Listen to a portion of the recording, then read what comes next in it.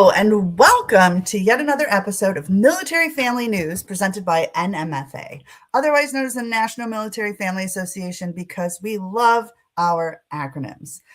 I'm your host, MJ Boyce. I'm the Digital Audience Manager here at NMFA, and we are excited because we got a jam-packed show. We're going to go fast. We're going to have a lot of fun. We're going to have laughs, and we're also going to get a ton of information regarding PCS season this year.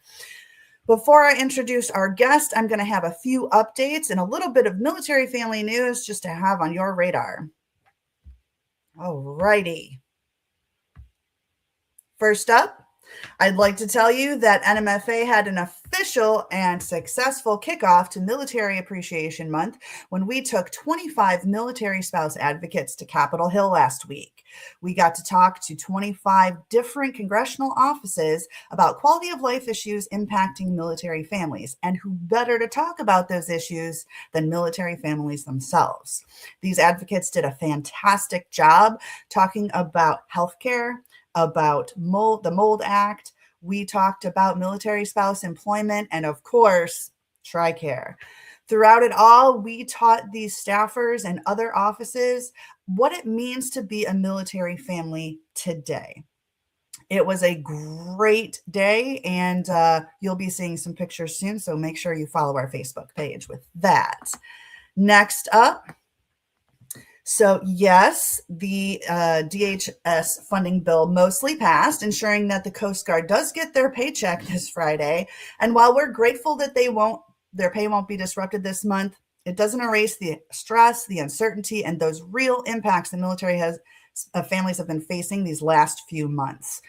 That's why consistent government funding matters. We truly believe that legislation should be enacted that protects military pay in the event of future government shutdowns, and that includes our coastie families. If you want more information, we're going to go ahead and drop that link following the webinar to join our Military Family Action Center so that your voice can be elevated as well. Next up, we wouldn't be NMFA if we weren't talking about Operation Purple. Summer is coming up fast, and if you haven't had the chance yet, go ahead and get on the wait list for Operation Purple Camp. If you can't, here's the deal. We have Operation Purple Summer Challenge, and it is a 6-week challenge over the summer that military families can virtually attend with activities and gatherings that are virtual, designed to promote connection, strength, resilience, and bring our community together. Last, but certainly not least, friends, I'm very proud of this one. Congratulations to Shelby Bateman. She is a Marine Corps spouse, and she was recently named the 2026 Armed Forces Insurance Military Spouse of the Year. I can't wait for you to get to know Shelby as well as I've gotten to know her over the last few days, and I'll be dropping some information about her too in the links. But that's not why we're here today. Without further ado, I would like to introduce a very dear friend of mine. Let me get her on the screen here. I'd like to introduce you to Megan Harless. Megan Harless is an Army veteran herself and the spouse of a recently retired Army veteran. Not only that, she's a PCS reform advocate, and she's the founder of PCS Like a Pro. Welcome to the show, Megan. I'd like you to go ahead and introduce yourself and tell the audience a little bit about you and what you do with PCS Like a Pro. Yeah, absolutely. I'm excited to be here, and I think you covered a good part of it. So Army veteran, retired military spouse now. My husband's fully embraced it. It's still very new and weird to me. And soon to be Marine mom. So my son graduates high school in like a week and a half, and then next month goes to Marine Corps boot camp. So that will be a new transition and phase of life there. But PCS Like a Pro was born out of a need and to fill a gap in education and resources for military families when it comes to PCSing. When I started advocating, it was one of those things that I saw that we kind of knew regulations existed, but we didn't really know what the regulations were, where to find them, how to break them down, how to find the information we needed. And so PCS Like a Pro came about as a way to help educate our families and to help provide a space where they could go to ask their questions, seek guidance, and sometimes you just need to vent to people who get it and be able to vent without judgment. So that's how PCS Like a Pro was born and what it is now. That is fantastic. And I'm so glad that I've gotten to see the evolution of it over time. And what I find very interesting is that the need never goes away because everything changes over time. New information is put out there. Sometimes within the hour, something changes. And speaking of which, we're going to get right on those questions. So let's start with that. Peak PCS season. It officially starts May 15th, which is this Friday, right? Yes. So, what would you say are the must-know changes that will impact military families PCSing between now and the end of the summer? Yeah, so there's kind of three main changes that families need to know about. One is the establishment of the personal property activity. So after we went through what we went through last year with everything, Transcom has kind of lost that ability, that mission for personal property relocation, and so it's being stood up as a brand new program at two-star headquarters called the Personal Property Activity, and so they will be in charge of basically kind of overseeing everything that happens within our household goods arena. What I love about it is that, right now we have the Air Force shipping office and the Army shipping office and the Navy claims office. Those are all going to reflag as Department of War offices and will be under this personal property activity. So now we're going to have a headquarters type element that is going to be able to oversee everything and be able to see what is actually happening with our household goods and with the claims process. And no longer are we going to have, an Army person at an Air Force base in a joint assignment go into the transportation office and being told, sorry, I can't help you. We're Air Force and you're Army. You need to contact the Army. That's should be going away, and we should be able to have more of that transparency and accountability and assistance when it comes to everything. The second big change, and probably one of the ones I'm most excited about, is how inconvenience claims are going to be paid. So currently, and how it's been the last couple of years, is that if you were eligible for an inconvenience claim for one of the reasons available, you were paid at the meals and incidental per diem rate for the service member only for up to 7 days. Now, of course, if you had expenses that exceeded that amount, you could submit your receipts for actual cost reimbursement. However, the big new change is starting Friday, May 15th. That per diem amount covers the entire family. So the service member gets the meals incidental per diem rate at 100%. Every dependent, regardless of age, is at 75% of that meals and incidentals per diem rate. And it is no longer limited to 7 days. It is for the duration of your inconvenience. So you request your stuff out of storage and they can't get it to you in the allotted timeline and say it's 24 days past your new required delivery date now, you get that per diem amount for the full 24 days. And so it's no longer trying to nitpick what is happening, how you're going to handle that situation. You're now going to be appropriately compensated for that inconvenience. And then the third biggest change that is happening is the change to our claims timeline. So again, currently you have 180 days to file your claim. Starting May 15th on Friday, you now have 12 months to file that claim. Because who's unpacking unless you're me with a ceramic Christmas tree collection, who else is unpacking Christmas in July, right? We don't normally want to unpack it until it's time for that season. You're moving, you might have all your 4th of July Americana stuff packed up and, you're moving before then and you're not going to get your stuff till August. You're probably not going to worry about unpacking it until next year, right? So you now have 12 months to file that claim. So it gives you time to be able to get stuff unpacked, get stuff set up. And one of the things I love about that change is that we have so many times where we've heard families, they get to their new location, right? And they get into their home, service member goes to the field, service member goes on rotation. The spouse has a baby and the last thing on her mind is trying to go through the last 7 boxes in the garage. Other medical things happen. There's a family emergency that the family has to just shove things into the closet and then go take off to another part of the country for a family emergency. And then before they know it, that 9-month timeline is up because they've life has happened. This allows a little bit of extra time for life to happen and still to be able to handle things properly.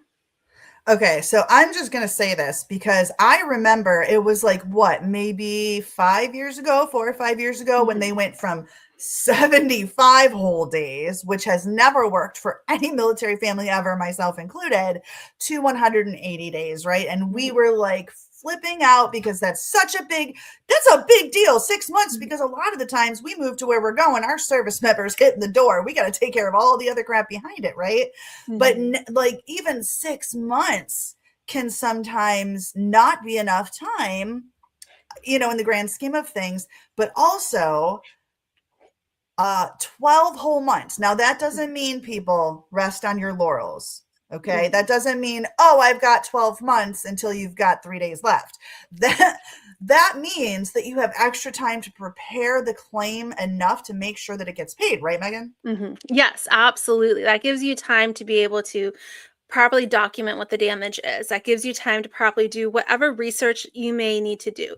If you have a vintage antique item that you can't just go to Walmart and Target to purchase, maybe you need to do some research, through the antique dealership world to figure out, is it still available? Is there another one on the market? What is that replacement cost? Maybe you need to schedule some appraisals to be able to come out and get things looked at. Maybe you want to schedule some repair firms to come and give estimates. That way you have an idea of what it costs. You want to ensure that your antique item, your wood piece of furniture, is going to be handled by you know um, a company who specializes in that type of repair. It gives you the time to kind of do that research, gather the information, put it together. So you're not sitting there with 20 items on your list and thinking like, oh my gosh, I have to start hashing this out. It gives you time to do a few at a day, few a week, to be able to make sure you have all of the information up front. So that way the negotiation and the back and forth can be as little and as least as possible. Makes sense. Okay. And just taking a quick pause here, I just wanted to let our audience know if you have any questions, comments, concerns for Megan that you want to kind of put down here and see if she can't answer live, go ahead and drop those questions, comments, and concerns in the comments for us, and we'll address them live if we can. And if we don't have time, we're friends with Megan. She's not getting rid of us. She's here for No. life. She's got us. And so we can get with her and get those answers in the event that we don't get to you live. So don't be Mhm. shy, ask the question, and we'll pop it there on the screen because chances are there's another military family that probably also has that question. All right. So my next question, speaking of which, Megan, Mhm. is in addition to those changes you just mentioned, what are some like important things that you think that military families should be doing like right now? Yeah. So if you are sitting there with your orders in hand and you have not set up your move yet, that is the first thing you need to do is you need to get on DPS and you need to get your move set up. So here's the deal. Moves, shipments, they get assigned to companies in the order that they are in the queue. So do not think like, oh, our orders say August, we're going to move, mid July. I got a couple weeks till I can, get it into the system. Do not wait. Get them set up now. You want to be able to let your shipment get assigned to a company. It gives that company time to get your shipment handled. That way they can properly plan for it. They can properly staff it, make sure they get the supplies for it. They can coordinate having the truck space that you need. So make sure you get your shipment set up in DPS as soon as possible. The second thing is do a budget. Moving is expensive, and especially this year, we have the conflict with Iran going on. We've seen our gas prices go up. No telling what other expenses are going to go up as a result of that. So, do a PCS budget. You have the ability to kind of calculate what your entitlements should be, what your per diem should be, what your mileage is. If you are going to use TLE, you can calculate that. You can look up what your dislocation allowance is. But doing a budget is able to let you know if you're going to have a shortfall somewhere in your expenses. Lets you know, are we going to need to pull from our savings? Are we going to need to use a credit card to handle this shortfall? So do a budget so that way you're not surprised when you're halfway through your move driving cross country in the middle of nowhere, Kansas, like, shucks, we've already used all of our DLA for stuff. We need to figure this out now. Take time to do your budget now. The other thing you can be doing is documenting your household goods. I'm a big fan of having an inventory, and you don't need to be a nerd like me with your Excel spreadsheet. You can take pictures and have a picture inventory, but you need to have things documented in some way, especially your high value items and your furniture stuff at a minimum. Take some pictures, have things documented so that way, should there be an issue, you've got some proof of your own as to how your things were beforehand and what it is you owned. And then finally, you can take this time, again, if you're not moving till June, July, or you're still moving in a couple weeks, whatever it may be, start pulling out what you are going to take with you, whether in your suitcases on the plane or in your car. Start pulling that stuff out and start making an area, a do not pack area in your home. Sometimes we've cleaned out a closet and moved our coat closet. We've moved our coats to maybe our own closet or somewhere else. That way we can make that space our do not pack space, and everything we need to take, we put it in there so it's out of the way and it's in a secured spot and we know where those things are. So you can start gathering that stuff. You can start packing your suitcases. You can start just kind of figuring out what it is you need, get it out of the way, get it into one spot, and then on the packing loading days, make sure it's secured. Tape it off, lock the door, put it in your car and lock it, whatever it may be, but pull it out, pack it, secure it. Awesome. I'm going to pause here for a second because we do kind of have some engagement here. I do want to say a quick shout out. Okay, so we've got Rachel. Hi, Rachel. I'm sorry, Rachel. Raquel. She was one of the military spouse advocates with us last week. Hey. She was shout out. Let's see. Oh, shout out to Nicole, another one of our military spouse advocates. I'm going to tell you right now, the best advocate for military families is military families. And then we have some questions. Megan, they're hitting it early. Okay, so shout out Natalie, shout out. So Natalie says, where do we find this paper trail to tell our movers this exact information? Our move coordinator doesn't know this either. So Natalie, I'm going to ask you to follow up. Can you give a little more information as to what piece you are talking about? Because I said a lot of things. And I want to make sure I'm answering the right thing. So if you can do a little follow-up as to what exactly you're talking about here. And I know you have another question, and maybe you can get me the follow-up to this while I answer your other one. So actually, Natalie, while you're getting the context about the paper trail back into the comment section, I'm going to throw up Nikita Fowler.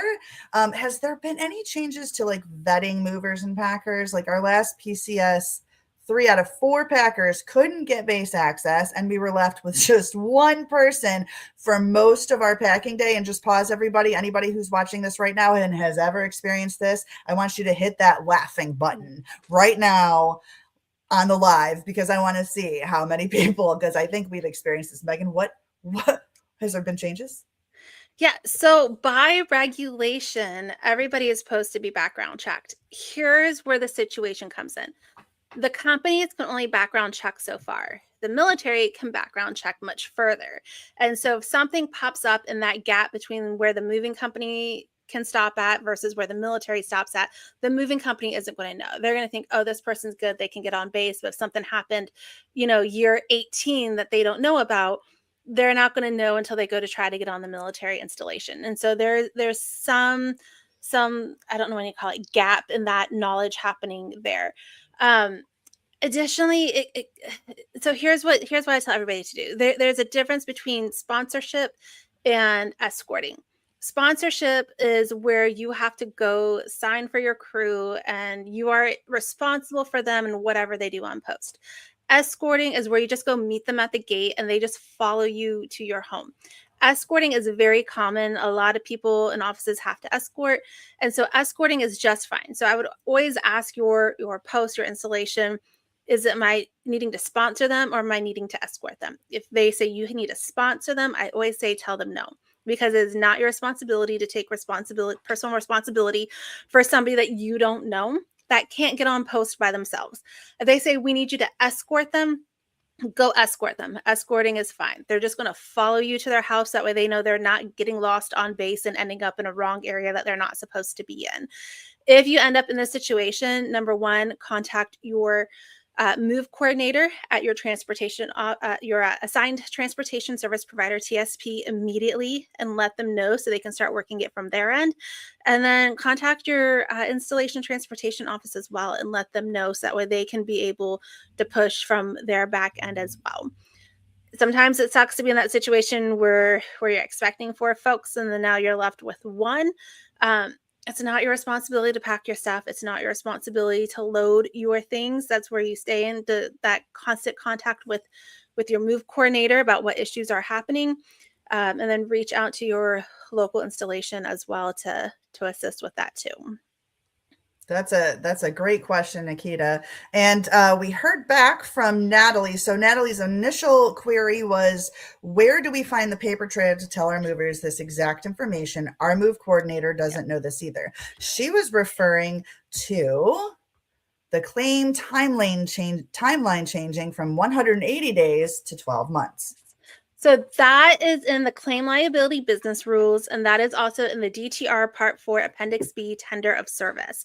That tender of service is like the contract that the moving company agrees to. If you're in my PCS group, I have them all posted in the files of that group. If you're not in that group, I will get information over to MJ and NMFA. So if you're not in the group, message the NMFA page, and MJ will have it where they can send it to you also.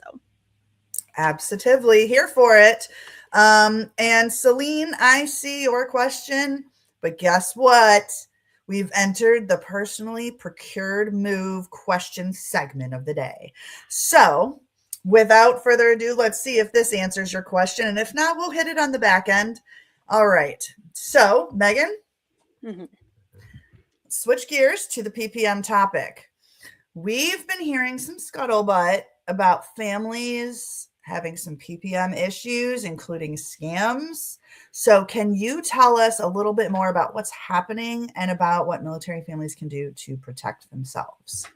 Yes, absolutely. So every year we hear about families that do a PPM and they end up in a scam situation. So I will say, if you're using like U-Haul, Penske, Pods, Estes, the container companies, you're fine. I'm going to speak specifically to, in this little segment here, those that are wanting to hire like either a company to come do packing, come do loading, full service of some sort.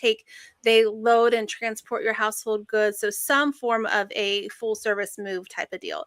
So we always hear about families that they get online and they just Google movers from San Diego to Camp Lejeune, and they pick the first one and they get a quote and it's like $800. I'm like, that's amazing. I'm going to pocket a lot of money.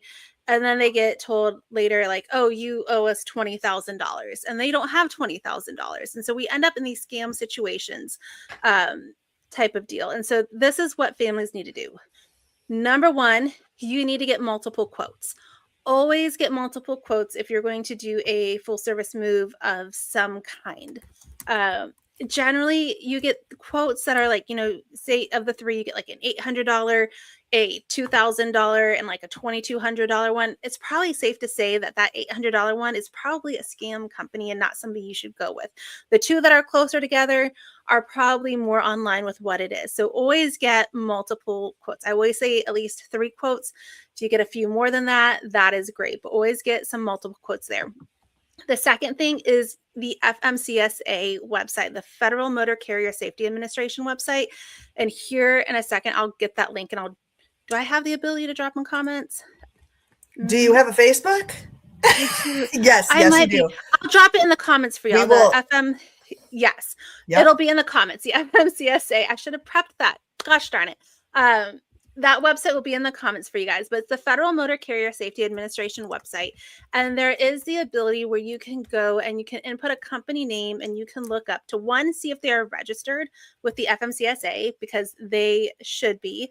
It'll let you know what they're registered as. It'll let you know if they are registered as a broker, in which case they're just like taking your move, giving you a quote and handing it off. It'll let you know if they are authorized for transportation of household goods or transportation of freight. It'll give you all that information. It lets you know if their insurance is valid, which is a big thing. And then it'll also let you see if there are complaints that have been made to the FMCSA on that company over the last couple of years, so you can see what it is. And it lets you know what assets they own, how many trucks do they own, and things like that. So that way you can kind of know, okay, this company seems a little legit, but they got a lot of complaints. This company is a broker. Maybe we don't want to go with a broker. This company seems like, they've owned trucks. There's not a lot of complaints. They can transport household goods. Maybe they're the one that I want to go with. So the FMCSA gives you the ability to kind of do that little bit of, we'll call it a background check on your company to kind of see where they stack up in things. You also, again, inventory and document your things. Have a good inventory of what you own, document what you have. We already talked a lot about that. And then the other thing is moving associations. There are state associations and there are national associations. You can check every state has one. There's like Virginia Moving and Storage, Florida Moving Association. Every state has their own moving association of some kind. So when you find a company, a lot of times if they belong to an association, they're going to have it listed on their website. They want to be able to show that. You can also go to moving associations and say, hey, I'm looking for a mover. They might be able to give you some recommendations for it. But if you find yourself having an issue with a moving company that belongs to the Kansas Moving and Storage Association or whatever they may call it, you can go to that association and say, hey, I'm having a problem with one of your members. And you can let them know what it is. And a lot of times they want to know these things. And they have procedures in place on how they can help families navigate through that. They have some conflict resolution methods that they can step in and utilize to help make sure that their members are doing what they're supposed to do and also be able to help you have that good experience as well. That is awesome. That's a lot, because, a lot of times you would think, okay, preemptively, why doesn't the military do this for us? Why don't we have a blacklist or a whitelist? And we discussed this a few days ago, but the biggest and best advocate for a military family is a military family. And so in this case, doing our due diligence is protecting our money, protecting our move, correct? Yes. And also, I will say, like with the military, why they can provide a blacklist of who to not use, they're not allowed to provide a list of who to use. They're not allowed to push business in one direction or another. And so there is a little bit of that. They do have, so ppa.mil is the new personal property activity website. There's some information on there also about rogue movers. The FMCSA website also has information about rogue movers as well. So you can go through that. You can ask your transportation office some questions about rogue movers. This company seems scammy. You can maybe ask them to take a look at it. They might be able to give you an opinion on things as well. But they're not allowed to say, hey, go use this company. They're not allowed to push business anywhere, but they can provide the blacklist of who not to use because so many families have had issues that way. Gotcha. And that so this might actually kind of fall in line with Celine's question. So I'm going to pop that up. Shout out, Celine. If we're doing a PPM, what key things should we keep track of and save? Example, receipts, etc. Best advice for doing a PPM for the first time. Oh my. Okay, so I got a question for you, Celine, while I answer your question. How do you know what method you're doing your PPM? Are you renting a truck? Are you using a container? Are you hiring a company? I would love to just know what kind of method you're doing. But what I usually tell everybody with every PPM, with every move, save every receipt. No, you don't need to turn in every receipt, but save every receipt, because here's the deal. If what you get paid, if what you spent was $10,000, but all your reimbursements and payment from the military was $8,000, that's $2,000 you can claim then on your taxes at tax time, depending on what those expenses are. So I always say save every receipt. PPM wise, there is a list of operating expenses, and I'm going to go grab that link for you too. But any of those operating expenses, you should keep those receipts for. Those operating expenses will lower the taxable amount of your incentive payment. So say your incentive payment is $10,000 and your expenses between, so I see you're using UPAC. So the expenses between UPAC, packing material, hiring labor to load, say that comes out to $7,000, they're only going to withhold tax then on $3,000. So anything, I just dropped the link there, the dfast.mil link. So go there. It'll tell you what's approved operating expenses, what's not approved. Anything that's in the approved operating expense, save those receipts to turn in. You absolutely need weight tickets. So make sure you have your weight tickets empty and full. UPAC can provide them. So just make sure that you let them know that you're military, that you need weight tickets. Every touch point you have with them on the phone, remind them that you need those weight tickets. And then a copy of your contract, your invoice that you have from UPAC as well. You'll need to submit that also. But all those operating expenses, your weight tickets, and your invoice or contract, that all needs to get submitted. That is, and I hope that answered your question, which it's fantastic question, by the way. I love getting into the nitty gritty. Speaking of nitty gritty, I'd like to give a shout out to Margaret. Great question, Margaret. Are PPM rates more in line with actual costs this year after last year's rate issues? Yes, absolutely. They definitely are. We've seen rates this year come up significantly compared to last year. Because last year they tried cutting rates because of the one contract we had in place. It was a huge debacle. But rates this year, they have come up. And we've seen a lot of families that when they got their orders were putting in dates for before May 15th and dates for after May 15th.